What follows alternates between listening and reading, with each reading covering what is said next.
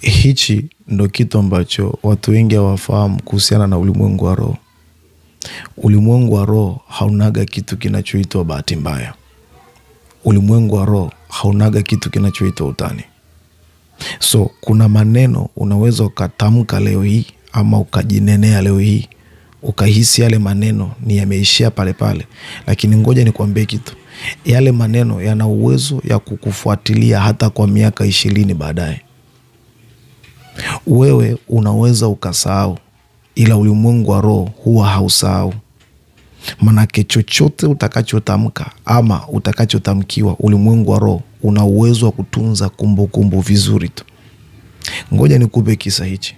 Kuna dada moja nilishawahi kukutana naye kwenye huduma, na moja kati ya changamoto ambayo alikuwa ananielezea anapitia, akasema, mtumishi wa Mungu, nimekutana na wanaume zaidi ya 4, na kila tunapofikia hatua ya kutaka kwenda kufunga ndoa, ghafla yale mahusiano huwa yanavunjika, na nimesha jaribu kutafuta shida ni kitu gani ama kuna tatizo mahali, nimeshindwa kugundua.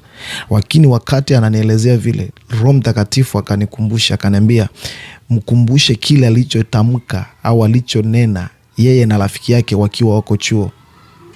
Baada ya kumkumbusha, ndipo akakumbuka. Anasema kuna maneno huwa tulitamka mimi na rafiki yangu ya kwamba hatutakuja kukaa kuolewa kwa sababu wanaume ni wabaya. Sasa nikasema hichi ndo kitu ambacho wewe kinakutesa. Hichi ndo kitu ambacho wewe kinakusumbua. Wewe ulisahau, lakini ulimwengu wa roho haujasahau. Na yale maneno yameendelea bado kufuatilia kila unapokwenda.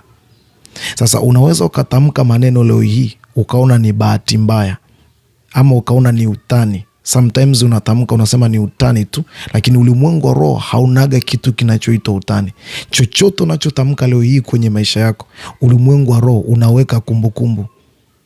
Usikute maisha unayoishi sasa hivi ni matokeo ya kujitamkia ama kujinenea maneno fulani ama kunenewa maneno fulani na mtu fulani.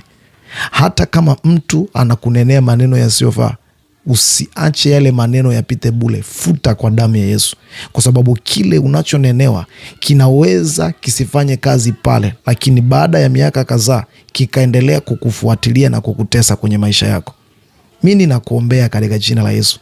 Sijui ni maneno gani ulishawahi nenewa ama ni maneno gani ulishawahi kunenewa kwenye maisha yako, but I pray for you wherever you are. Maneno yote ambayo yanakusumbua, yanakufuatilia, ninayafuta kwa damu ya Yesu Kristo wa Nazareti aliye hai. Na kila neno lililosimama kwenye maisha yako linalokuwekea